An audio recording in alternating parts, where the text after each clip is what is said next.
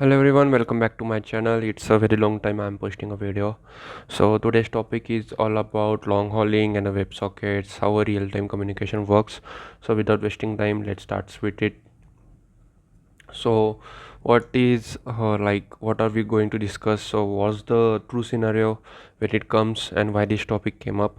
So today customers expects like instant updates, whether it's a chat message or a stock price change or a live order status.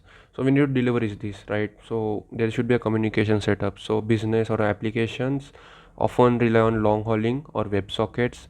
So both enable the real time communication, but they work differently. They have two working mechanism. And let's start with what the mechanism they are working with. What is the difference between the mechanism? So moving with the first method, or we can say first option to enable a real-time communication, is all about long hauling. It is a old method but a very reliable approach.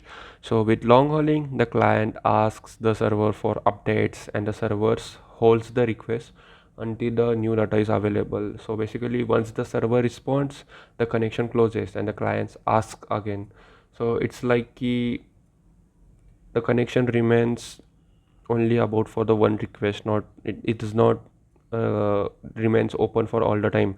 So it is good for like systems that only occasionally need updates, but it has a drawback, like each update requires a new connection, which results in wastage of resources, and it adds a slight delays. So if you want to remember how this mechanism works, so think about it like separately, like calling someone and asking for any news aid, or asking for like, is there something for me, is there something for me. So whenever you are asked is news aid, it will not respond until there is a news for you.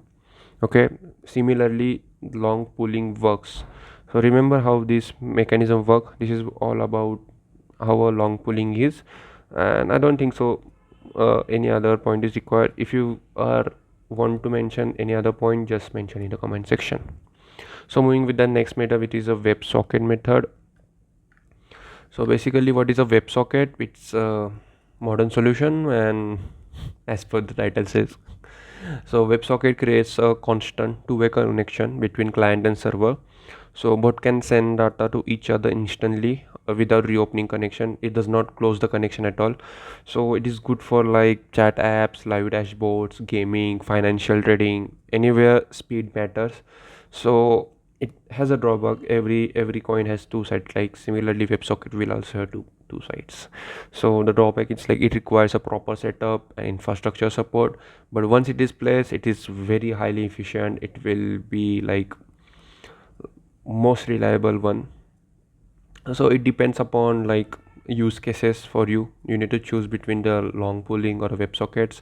Okay, so how do you remember the mechanism of a WebSocket? So think of it like it is staying like a phone call where the both sides can talk freely without redialing. So in long pooling we need to redial again and again, but in WebSockets we do not have to redial it.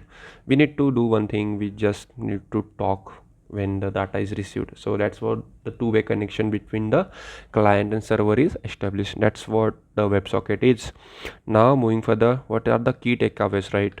So we can say like long pooling is a simple but inefficient.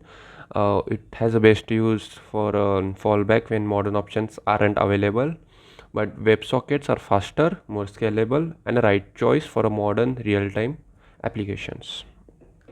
Okay, what is the conclusion about it, right? So if your business depends on instant updates and customer engagement, WebSocket should be the standard and it's the best option to go with.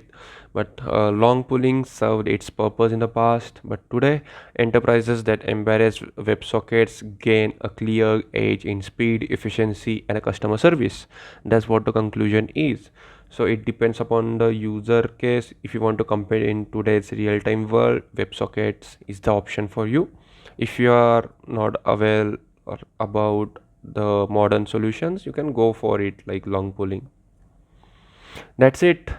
Thank you for watching the video to the last. This was a short video of 5 minutes. I thought to one of the systems and trade-offs to be discussed, and this is a short topic. I hope so you subscribe to my channel, and we will meet soon in the next video. That's it. Thank you.